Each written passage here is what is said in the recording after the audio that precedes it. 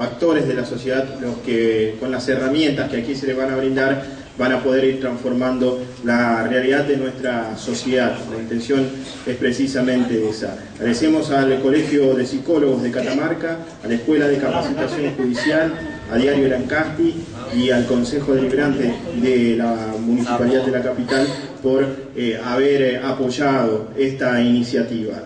Pero contarles que la Cámara de Senadores de la provincia de Catamarca ha declarado esto de interés. San Fernando del Valle de Catamarca, 29 de mayo de 2003, la charla debate Chicos en conflicto con la ley penal, que se realizará el próximo viernes 31 de mayo a las 15:30 en el complejo urbano Girardi de nuestra ciudad capital, que la disertación estará a cargo del reconocido periodista Horacio Secchi, editor de la sección Sociedad de la revista Página 12, escritor de Mano Dura, Crónica de la masacre de Villa Ramallo y El Ojo Crónico, manual para aspirantes a cronistas, docente de la carrera de Comunicación de la Universidad de Buenos Aires y el Máster de Derecho Penal y Problemas Sociales de la Universidad de Barcelona. Está dirigido a periodistas del medio, funcionarios del Poder Judicial, autoridades del Ministerio de Desarrollo Social y del Ministerio de Gobierno y Justicia, representantes del Poder Legislativo, referentes de la Universidad Nacional de Catamarca, estudiantes de las carreras de Comunicación Social, Abogacía y Trabajo Social y público en general.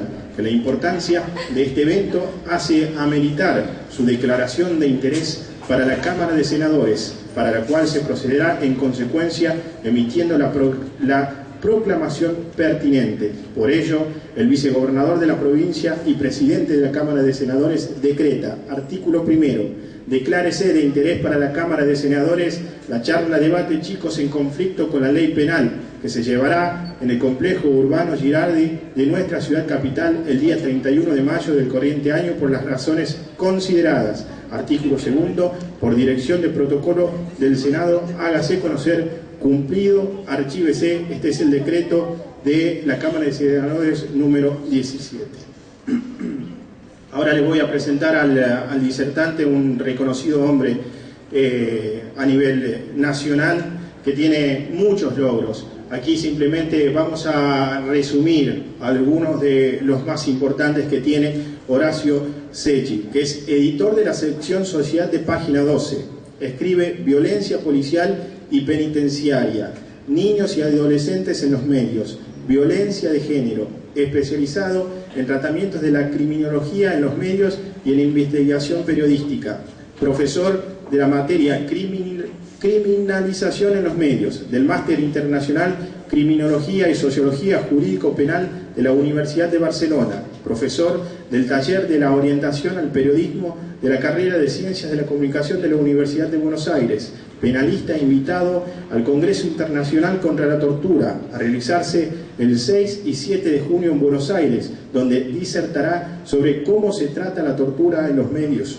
Jurado de la Maestría en Periodismo de la Facultad de Ciencias Sociales de la UBA, jurado y tutor de tesis de grado de la carrera de Ciencias de la Comunicación de la Universidad de Buenos Aires. Además, Horacio Secchi es autor de libros como El Ojo Crónico, manual para aspirantes a cronistas, Mano Dura, Crónica de la masacre de Ramallo y Estado e Infancia, más derechos, menos castigo, junto a otros autores, esto en la Universidad Nacional de Niwil de 2011. Ahora lo invitamos a nuestro disertante, a quien le pido un aplauso, por favor.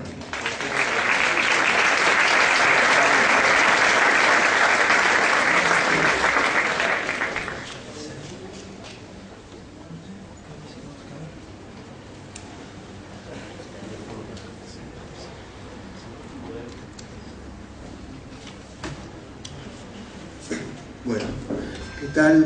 Buenas tardes. Un gusto estar acá. A ver que primero me explico esta cuestión que o yo soy muy petizo o el micrófono es muy alto. Bueno, quiero agradecerles a todos porque sé que los horarios de siesta en el interior son importantísimos, así que bueno, me siento homenajeado. Espero que no se duerman. Yo quería primero agradecer a los organizadores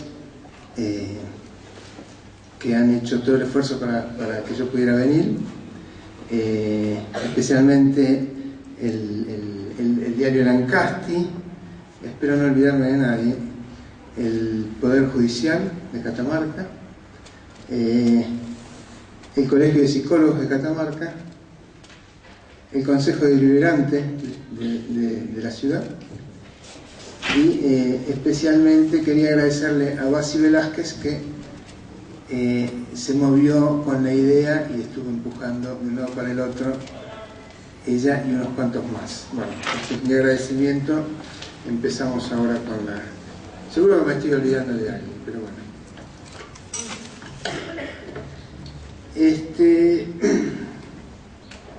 En principio, me parece que habría que plantear el tema, porque nosotros estamos acá por los chicos en conflicto con la ley penal, pero yo vengo a tratar de ver cómo se difunde esta idea. Es decir, yo no soy abogado, no soy especialista en la cuestión penal, soy especialista en cómo se traduce esa cuestión penal a la sociedad, es decir, cómo se informa, que es uno de los problemas que hay hoy no solamente a nivel de los niños, es un problema general, especialmente con la cuestión penal, ese discurso específico de lo penal es difícilmente trasladable o comprensible para la sociedad, que empieza a imaginarlo o a suponerlo a partir de determinados lugares comunes y a partir de determinados impulsos no siempre propios que le van dando sentido, que no siempre es el sentido que debiera tener. Empezando porque yo creo que la difusión o la aplicación de la cuestión penal sostenida en la difusión mediática es excesiva por la cantidad de problemas a los que se intenta resolver y por la cantidad de información que presiona para que se resuelva penalmente cuestiones que en general uno podría decir que deberían resolverse desde otro ángulo, utilizando la solución penal para última instancia, si es que es una solución.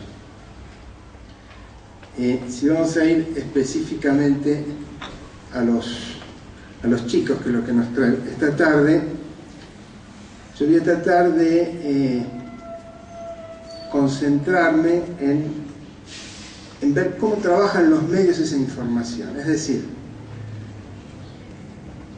qué es lo que nosotros los periodistas le estamos diciendo a la gente, de dónde sacamos esa información y nosotros como periodistas qué es lo que sabemos de eso que informamos. Esto es importante y es algo que en general la sociedad no se pregunta.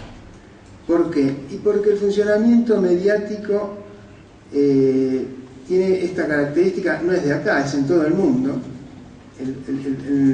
Lo que dice el medio es tomado por el lector o por el espectador de televisión o por el que escucha radio como una transmisión de la realidad. Es decir, hay una especie de contrato no escrito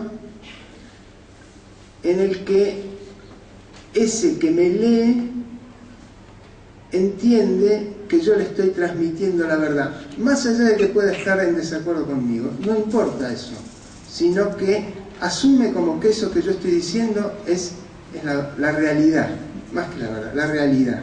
Después me lo discutirán, pero es la realidad. Después me discutirán la interpretación de la realidad, pero es la realidad.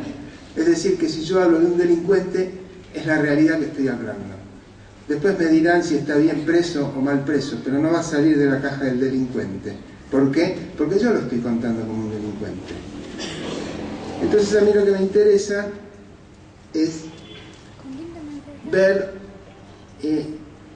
desde qué perspectiva yo como periodista asumo ese lugar que le estoy adjudicando a ese otro como delincuente, cómo me informo de eso y después cómo lo traslado. Yo traigo algunos ejemplos. Si acá hay periodistas, igual esto es abierto, me parece que estaría interesante que se debata acá, ¿no? Es una charla de debate, así que estaría bueno que se debata. Que se cuestione, o que me pregunten, o que se instale la pregunta, y bueno, pero ¿y cómo se hace si no se puede de esta manera, cómo se hace de esta otra? Yo lo que voy a hacer primero es pasar una serie de historias, relatos periodísticos sobre casos particulares para tratar de analizar cómo fue el tratamiento. Vamos a ir a un caso en particular también donde yo puedo contar mi experiencia para que se pueda ver qué es lo que se puede hacer con un caso, y voy a trabajar uno que es un caso que sucedió el domingo pasado, que no es específicamente sobre chicos, pero que es absolutamente aplicable, y yo lo traigo a cuenta porque como estaba yo trabajando como editor, me tocó a mí hacer la lectura de la información que recibía, que invito después a ustedes para que vean cómo pasa y después comparar con otros medios para ver qué es lo que estamos publicando los periodistas en relación a ese tema. Es decir, lo que quiero es hacer un análisis de una información y ver qué se publica, es decir, cuando llega, y ver qué se publica cuando sale. Para eso antes voy a hacer una... Voy a poner el reloj porque si no voy a pasar hablando y... voy a hacer una especie de raconto de cómo es el funcionamiento en términos generales de la información y cómo queda ubicado el periodista. Es elástico esto, pero más o menos dando un panorama general para quienes no son periodistas, que creo que son bastantes acá, para que tengan una idea de cómo es el funcionamiento, el recorrido de la información y la problemática que se presenta. No es que uno como público, como sociedad, no está conociendo ese recorrido. Conocer ese recorrido va a permitir a la sociedad ser más crítica de lo que recibe como información. Porque le va a quitar, que me parece que es importante, le va a quitar solemnidad al trabajo periodístico, lo va a sacar de ese pedestal en el que está, que es muy bueno para el periodismo también y para los periodistas, y va a permitir entender mejor qué es lo que se va a informar, que eso es importante para la sociedad. Yo quiero aclarar que en la tarea habitual, nosotros los periodistas, yo hablo medios y periodistas, en términos muy generales, y la sociedad, esto lo sabe, tiene, o hablamos de un recurso en particular, que cada vez que se toque algo referente al periodismo o al periodista en su tarea, van a escuchar que salta como una especie de defensa, que es la libertad de expresión. Yo lo que quiero decir es que, desde mi perspectiva y desde la de muchos, la libertad de expresión es un instrumento, no es un fin. La libertad de expresión es una herramienta que yo tengo, pero no es lo más importante. La libertad de expresión es lo que me permite a mí cumplir algo que es más importante, que es mi trabajo, que es social. Es decir, yo puedo trabajar por un medio privado, pero yo estoy trabajando con un producto que es de la sociedad, no es mío. No hay copyright ahí. Habrá copyright en la nota que escribo, pero la información no es copyright. La información es un derecho de la sociedad. Eso está antes, es mi obligación. La obligación de todos los periodistas es informar a la sociedad correctamente. ¿Cómo? Con la libertad de expresión yo ejerzo esa obligación mía y ese derecho de la sociedad. Si a mí me coartan la libertad de expresión, va a ser muy difícil que yo pueda ejecutar ese trabajo. Pero primero está el derecho de la sociedad a estar bien informada. Entonces, si nos situamos desde ese lugar, como sociedad se puede exigir al periodismo que traslade esa información de la mejor manera. Esto no quiere decir que el periodismo mienta ni que los periodistas mintamos. Pero yo les voy a mostrar ahora en este recorrido de la información qué difícil que es la tarea del periodista, para lo que la sociedad tiene que ayudar a resolver ese circuito. Ya escuché un celular, así que voy a poder...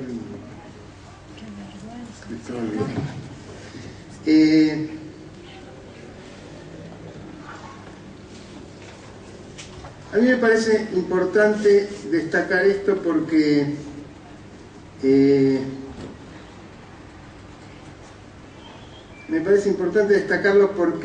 es la clave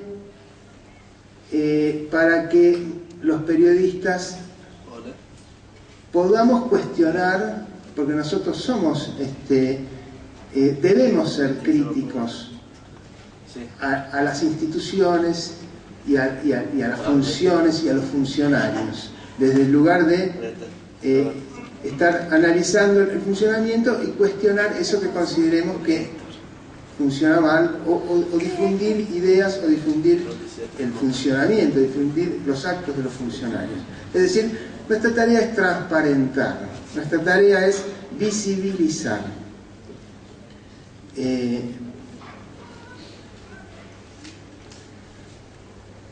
Si yo me bajo de ese pedestal y acepto críticas, me va a resultar mucho más fácil poder hacer esa tarea de visibilizar, porque yo voy a estar en condiciones de cuestionar.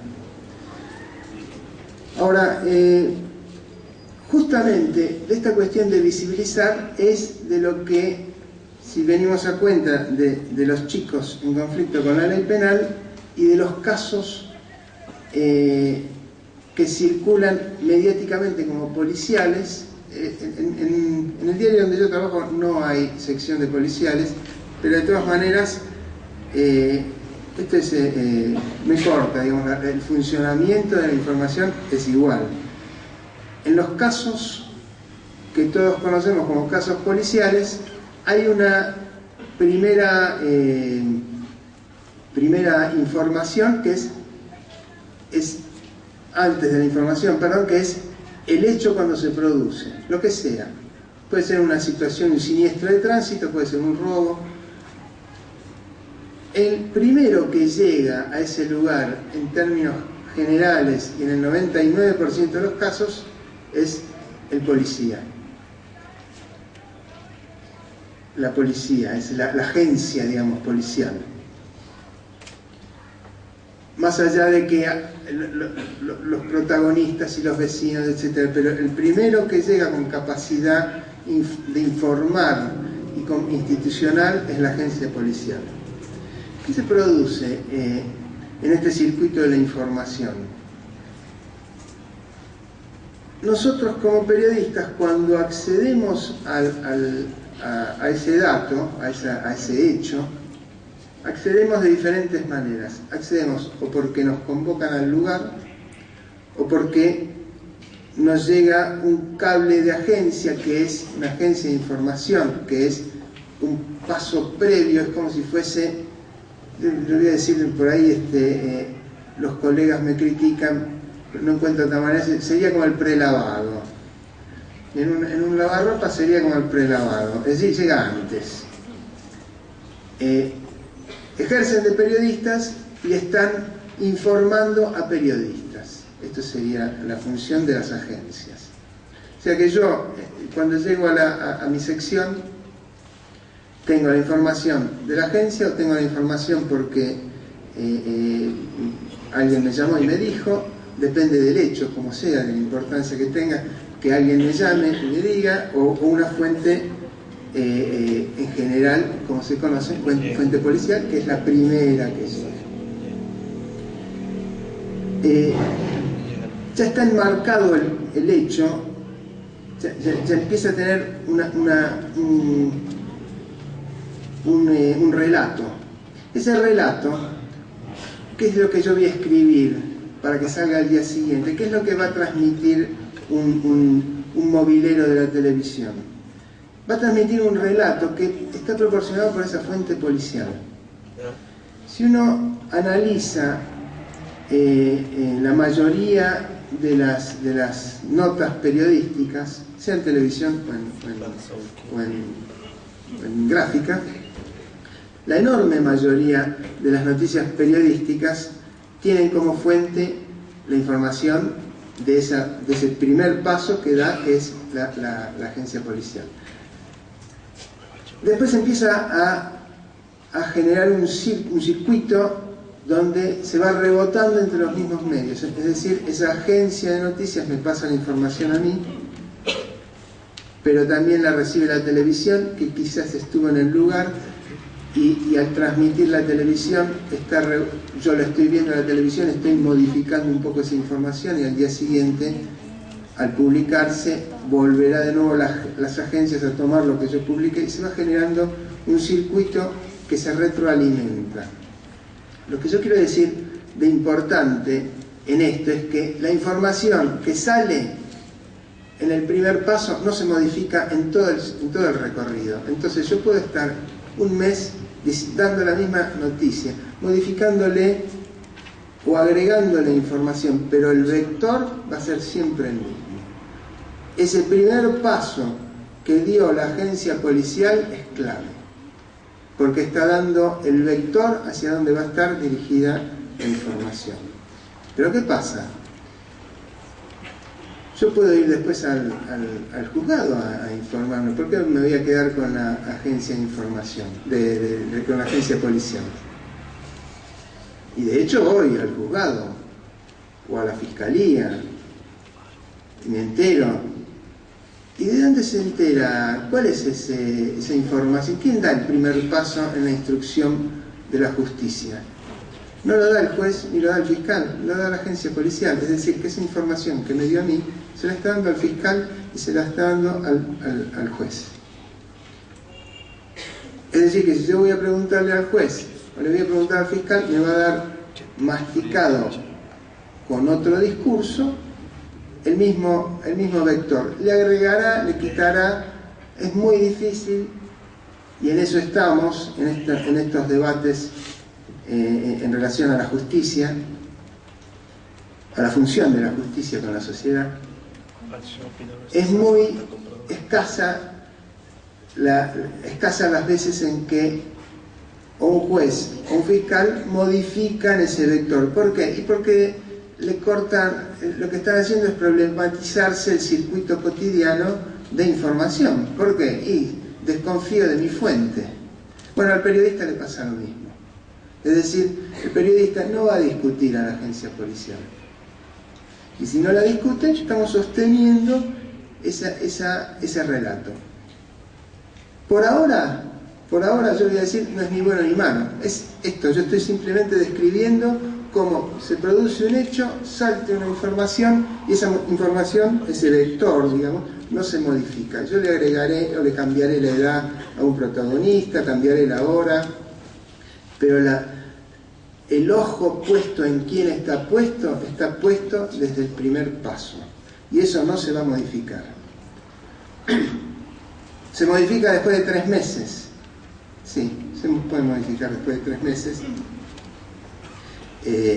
La modificación va a partir de una absolución, de una resolución judicial que anule todo, que modifique, o que, digamos, pero al periodismo ya eso no le va a interesar. ¿Por qué?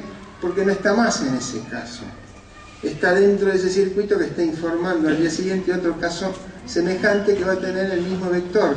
Y como va a tener el mismo vector, si yo sumo durante 30 días la misma información de diferentes casos, lo que estoy estableciendo son hechos verdaderos en la creencia de la gente. Es decir, lo que yo estoy estableciendo es un sistema de pensamiento de que hacia este lado va la cosa y no hacia este otro.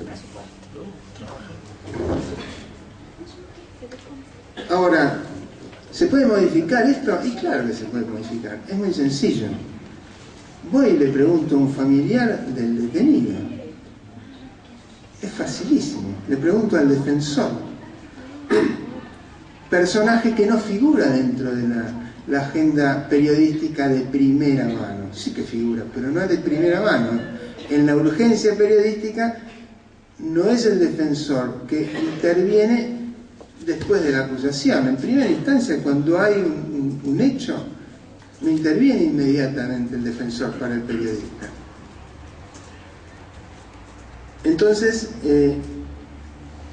si vamos viendo cómo se va estructurando esa información, el periodista no está mintiendo ni modificando esa información que recibe, simplemente y además infinidad de casos sin darse cuenta que está acotando la realidad de una manera brutal. ¿Pero por qué? Y porque ya viene hecho esto desde hace décadas. Así, es decir, que cuando yo empiezo a trabajar en periodismo y aprender cómo se hace el periodismo, ya me lo están enseñando, y yo dentro de 20 años voy a estar repitiéndolo, y el que viene va a aprender de esa misma manera, y está bien así, no se modifica.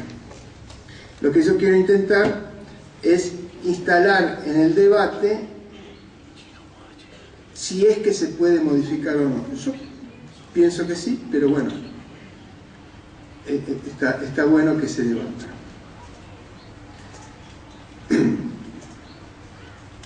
Fíjense que esos protagonistas a los que yo no les pregunté, después vamos a ver por qué no les pregunto, pero esos protagonistas a los que yo no les pregunté tampoco son escuchados por el juez y por el fiscal. En general, es toda una disputa del familiar del acusado, no el de la víctima, del acusado. Es toda una disputa para llegar a ser parte, para tener a un defensor a mano, para acceder al juez cuando está montado ese vector de una manera que difícilmente lo puede modificar. Como el familiar le cuesta llegar al juez, o le cuesta llegar a la instancia judicial, el rebote que tiene la información desde los tribunales a mí me va a llegar absolutamente parcial, creyendo yo que es la información total. Esa información, después de que yo la distribuyo, como les decía antes, se rebota e instala de esa manera. Vamos a ver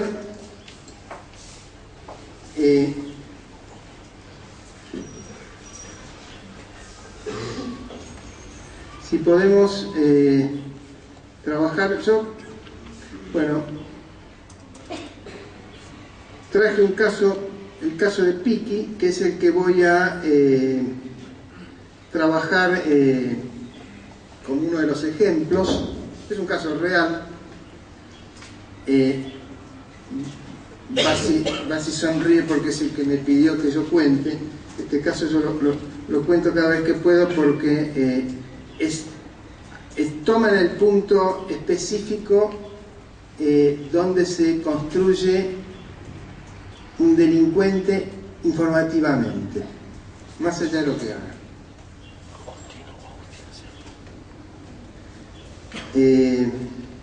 Yo voy a resumir el caso de Piqui antes de...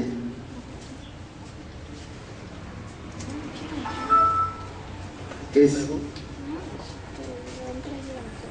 un chico... Bueno, esto sucede un hecho policial a las 9 de la noche en el 2009 en pleno centro geográfico de la ciudad de Buenos Aires.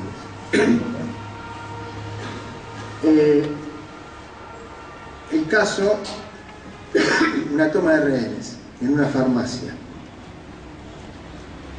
Yo quiero decir que en ese circuito periodístico, en el cotidiano, yo llego a la redacción, digo, cada uno tendrá sus horarios, el mobilero tiene otra frecuencia, pero más o menos funciona así. Yo llego a la redacción y si yo trabajo de tarde, llegaré a las 2 de la tarde, empiezo a ver la información, leo los cables, infinidad de cables. Fíjense que hay un recorte de la realidad brutal, porque si yo recibo 500 cables, de esos 500 cables solamente 2 o 3 trabajaré para sacar una nota, todo lo demás queda afuera, hay una selección.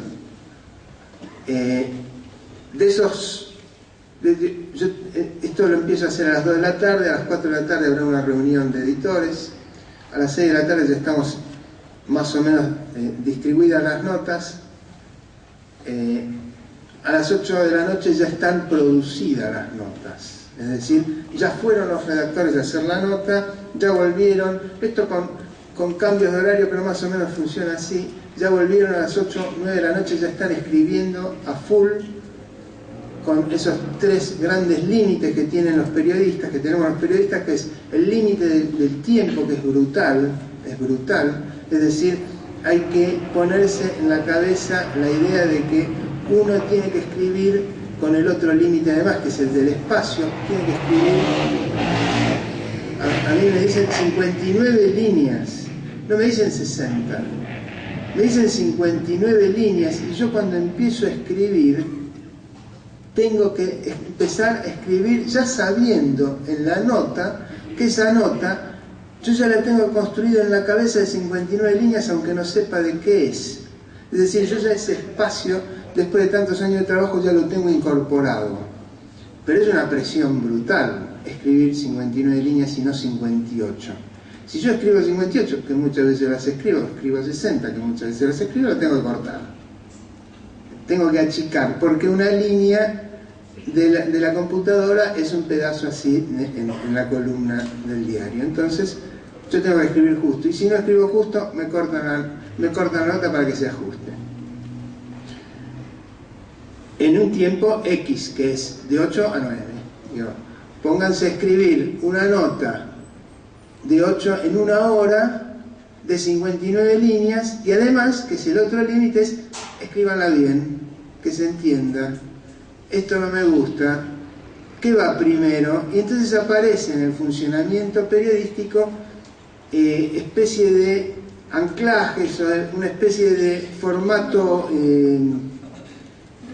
que permite repetir y que eso facilita, que es el famoso formato del estilo de agencia, que son las 5 preguntas, o las 5 W, que es qué, quién, cuándo, dónde, cómo, cuándo, dónde, por qué, donde me permite a mí rápidamente tomar de esa nota y poner en la primera línea, ya poner qué pasó, quién lo hizo, cuándo, dónde. Esto es rápido, es inmediato, y a mí me permite, a costa de mi estilo, es decir, escribiendo mal, me permite escribir rápido y la información necesaria. Eso que es un achatamiento del texto, porque desaparezco yo como escritor, pero me facilito la velocidad, es todo eso en una hora. Este caso, y la mayoría de los casos policiales que cruzan ese horario, que es una especie de cono de sombra, como lo llamo yo, es un espacio donde yo como periodista estoy imposibilitado a reflexionar sobre el tema, a acudir a fuentes, a abrir la agenda, y lo que voy a hacer es repetir directamente la información que me llega, sin cuestionarla.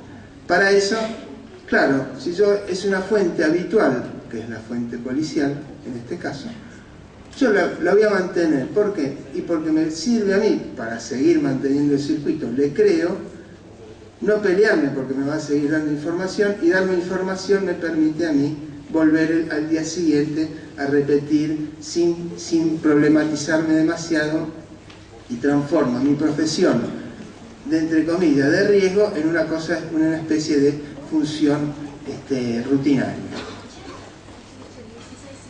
Entonces, este caso, el caso Piqui, cayó en ese horario, es decir, ese horario irreflexivo.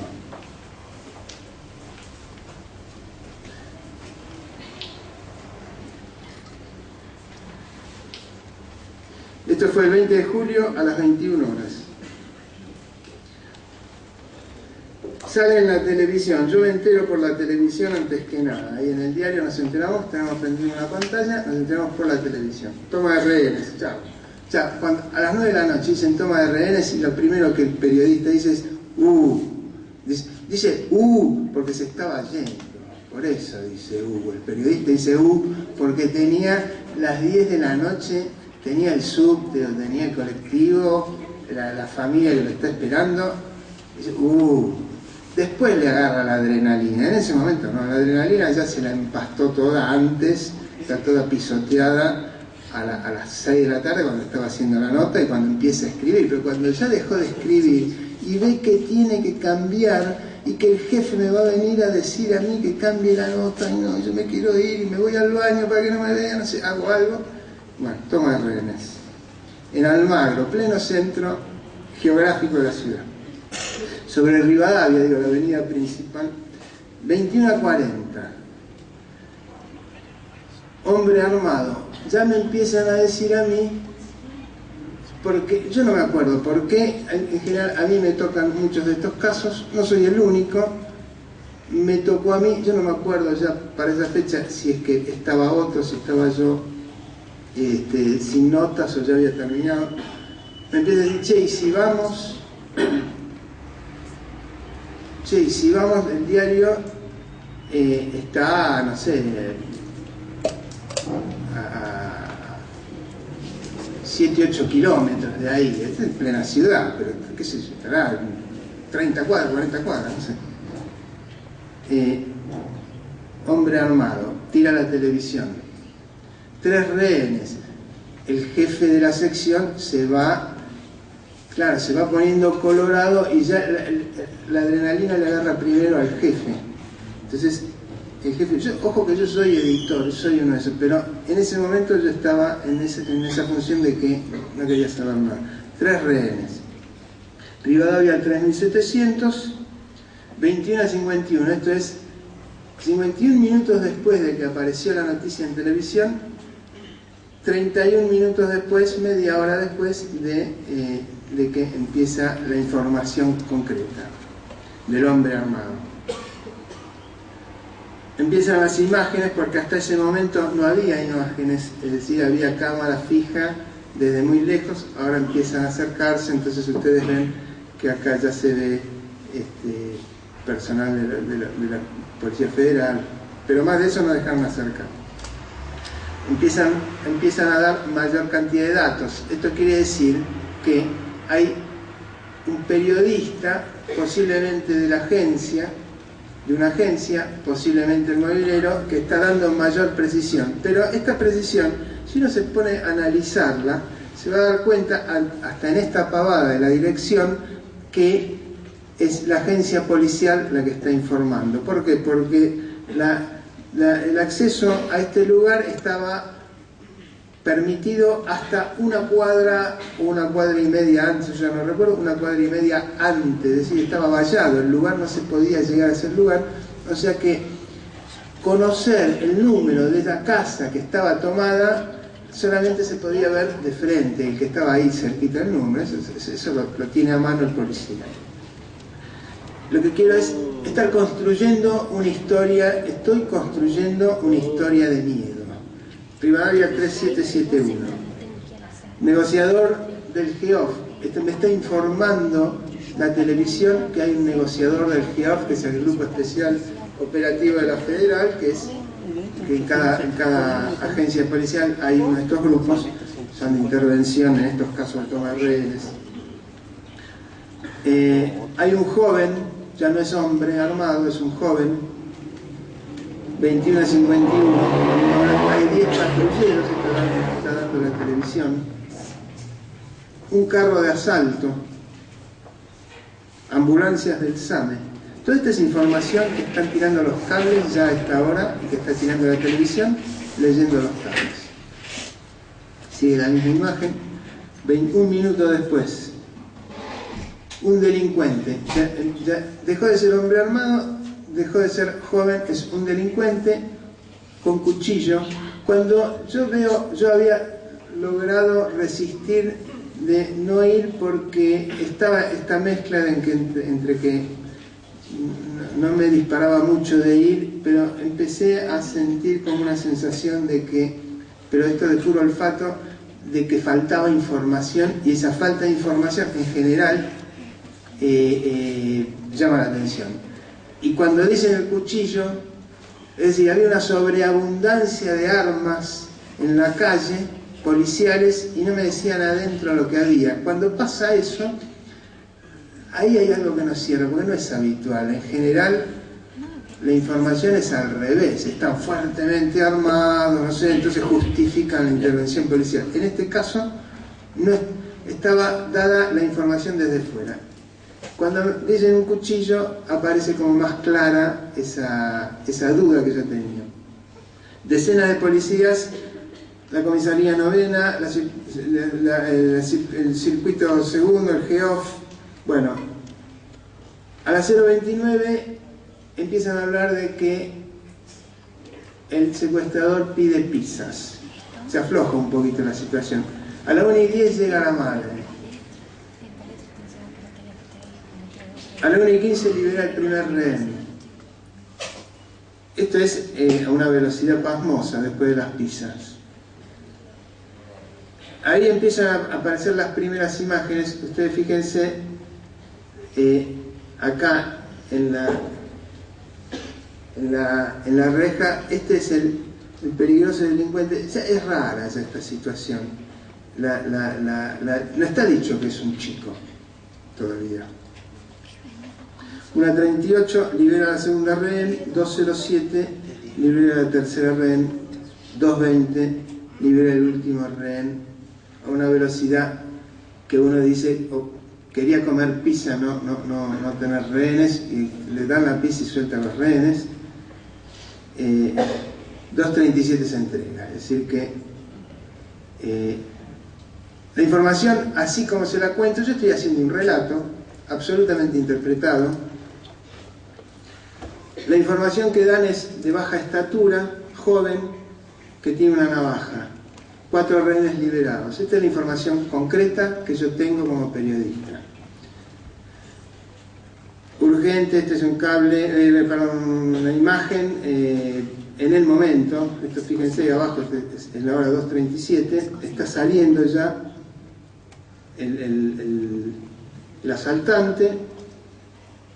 6 minutos después ya tiene nombre, Piqui, tiene 16 años, tiene 20 causas, tiene frondosos antecedentes. Esta es la información real que da la agencia policial, por lo menos es la que llega por cable y es la que está transmitiendo la televisión. Acá tenemos la carita del pibe. No más precisiones.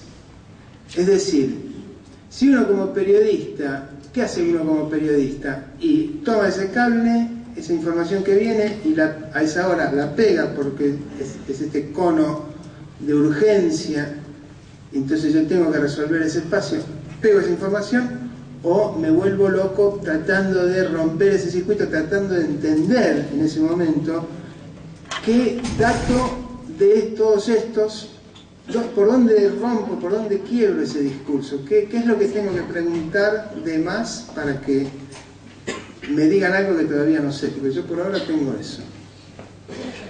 Cuando yo pregunto cómo es Yo llamo por teléfono entonces primero al vocero de prensa de la Policía Federal. Y entonces le pregunto por esos 20 casos, fueron dos antecedentes, 16 años, digo, con 16 años, 20 casos, tiene, no sé, ya nació con casos colgados encima.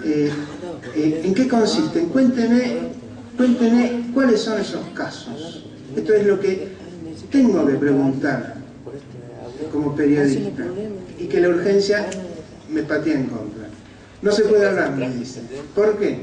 Es un menor. ¿Pero cómo? Si es un menor, me estás dando todos esos datos, no, lo están protegiendo como menor para cuando yo pregunto, pero me están dando todos esos datos. ¿Cuál es la protección? No es menor por las causas que dicen.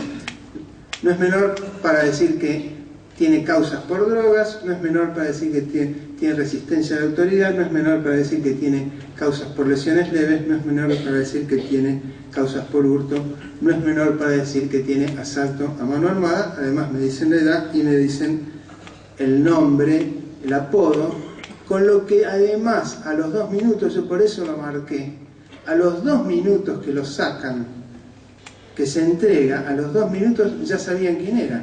Es decir, que esto me da la pauta de que ya lo conocían de antes. Es decir, que me da la pauta de que esa información que me están negando la conocen. Y que lo que me están dando también lo conocen. Entonces yo lo que tengo que poder pensar, y fíjense cuál es la dificultad para el periodista, es que en esos escasísimos minutos que tiene que poder tener el reflejo para poder hacer la pregunta, escuchar lo que falta, hacer la pregunta y que se la nieguen, pero hacer la pregunta para poder después hacer la interpretación de eso que va a informar después. Todo esto que me han dicho, yo lo tengo que cuestionar de alguna manera. Estas son las fuentes policiales. No se dice que... Todo esto es interpretación que tengo la obligación de hacer, pero no tengo los medios no se me facilitan para hacerlo. Fuga de hogar no es una causa. Drogas es un porro. Resistencia es pibe vení y el pibe se escapa. Lesiones es que lo agarra el policía y el pibe le pega una patada para escaparse y le saca un moretón en el tobillo. Esas son lesiones. Hurto, chafarle un celular a una viejita que pasa por ahí. Esas son causas por hurto. Mano armada es el caso este que estamos relatando, es decir, que esos frondosos antecedentes que tiene Piqui no los tenía. Era un pibe que lo único que hizo fue chafarle el celular a una viejita para venderlo por 10 pesos, no sé, que la viejita lo debe conocer además, pero no importa, no es que esté bien, no es que yo esté defendiendo esa acción, sino que lo que estoy es poniendo el ojo en lo que se está informando. Es decir, si yo lo cuento a este chico de esta manera, no va a hacer falta que vaya ese ejército de policías. Pero si yo lo cuento de esa otra manera, lo que estoy es sosteniendo esa información que mañana va a pasar a otro caso y se va a ir repitiendo. Y se instala de esa manera, está instalado en la sociedad esa forma de discurso. Que es válido, pero yo lo que quiero mostrar es que hay otra forma. 237 ya se sabe que tiene 16 años, esto es lo que decía antes, ¿por qué no le pixelan el rostro? Porque esa imagen la tomo yo de la televisión. 237 donde se le ve la cara, acá se le ve la cara, no le pixelaron el rostro. No están protegiendo ni la policía que lo permite tomar, ni el periodismo que lo está exponiendo. Es decir, nosotros en esa información estamos construyendo a este delincuente, que después se va a transformar en un delincuente, en un peligroso delincuente. Ahora, vamos a tomar, porque esto yo lo conté, es el hecho, está contado de esta manera. Es decir, está recibido por el periodista de esa manera y está contado en la televisión al que la quiso ver.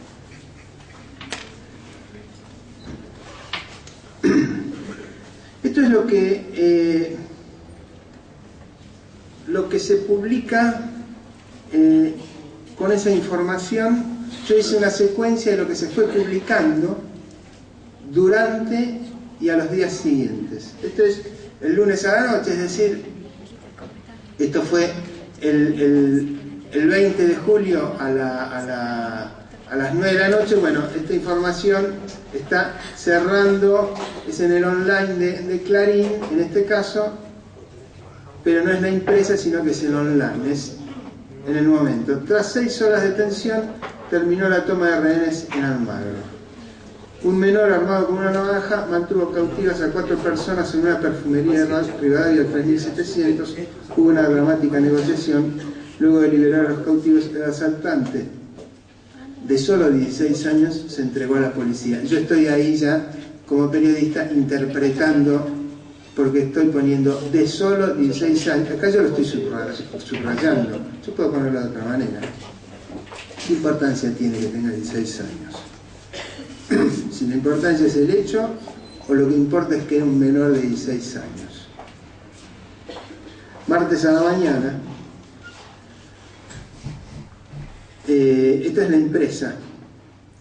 Fíjense, tomó 4 rehenes y tras 6 horas los liberó y se entregó. Entró a robar a las 21 y entre la 1 y las 2:30 los fue liberando uno a uno. Tendría 19 causas. Es decir, yo les mostré de dónde sale esa información. Y bueno, acá les estoy mostrando que esa información se está publicando y la sociedad lo está tomando así. ¿Por qué va a dudar? ¿Por qué no lo va a considerar un peligroso delincuente? Si tendría 19 causas que para mí, como lector, tendría, es una sutileza que se me pasa de costado, y las tiene. Tiene 19 causas, yo como lector leo eso. Esto es en página.